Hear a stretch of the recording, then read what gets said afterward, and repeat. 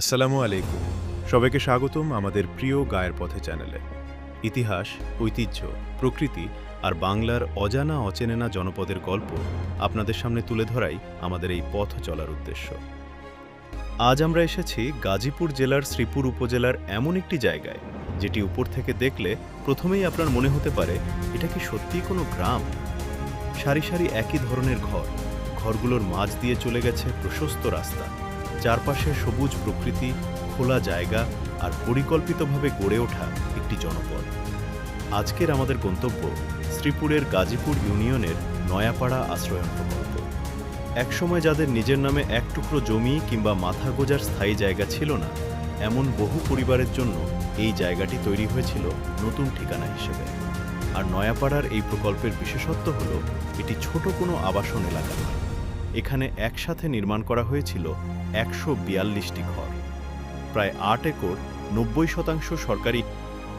নয়াপাড়া আশ্রয়ন প্রকল্পে ১৪২টি ভূমিহীন ও গৃহহীন পরিবারের জন্য ঘরের ব্যবস্থা করা হয়েছিল।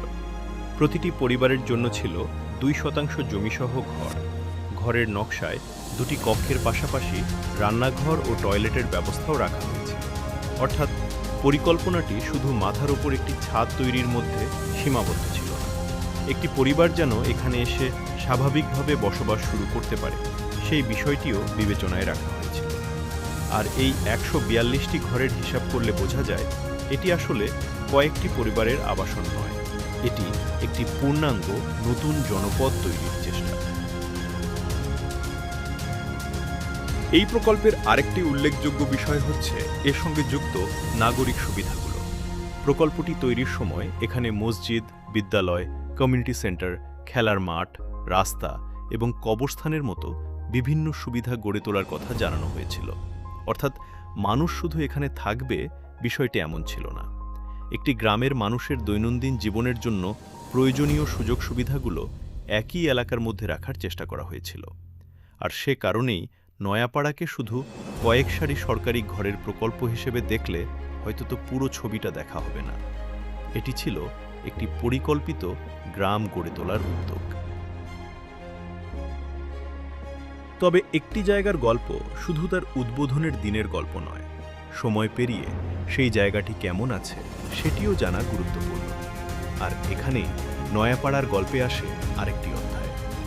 ২০২৫ সালের শেষ দিকে প্রকাশিত একটি প্রতিবেদনে বলা হয়, প্রকল্পের উল্লেখযোগ্য সংখ্যক ঘর তখন নিয়মিত ব্যবহৃত হচ্ছিল না।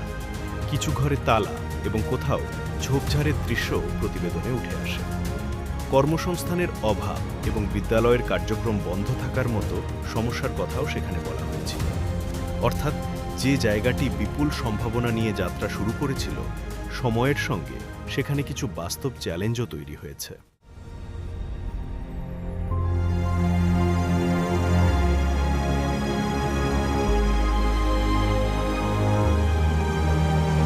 আজ উপর থেকে এই ১৪২টি ঘরের দিকে তাকালে তাই আমরা শুধু সারিবদ্ধ কিছু বাড়ি দেখি না, দেখি ১৪২টি পরিবারের জন্য তৈরি করা ১৪২টি ঠিকানা।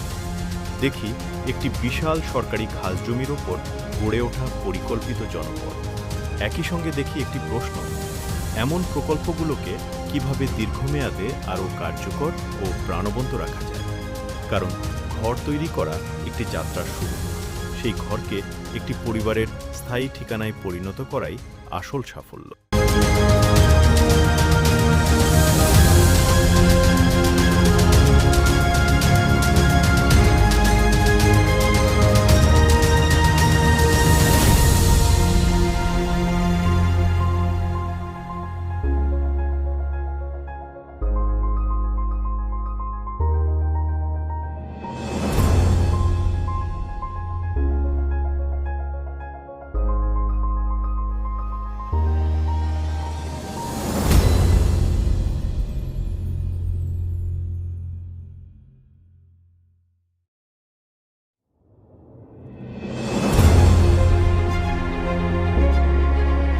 গাজীপুরের শ্রীপুরে এত বড় একটি পরিকল্পিত আশ্রয়ন প্রকল্প আছে হয়তো আমাদের অনেকেরই জানা ছিল না।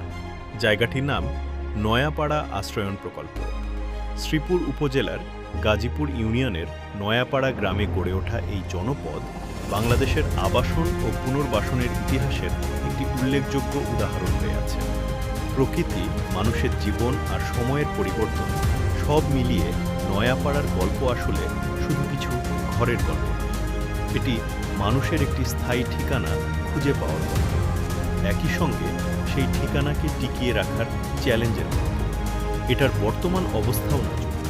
আওয়ামী আমলে হওয়ায় বর্তমানে এই ১৪২টি পরিবারের দিকে কারো নজর নেই। স্কুলটিও বন্ধ অবস্থায় আছে। এই প্রকল্পে যাওয়ার জন্য এলাকার রাস্তাগুলো খুবই খারাপ। আশা করছি দলমত নির্বিশেষে এই প্রকল্পের দিকে বর্তমান সরকার সুনজর দিবেন।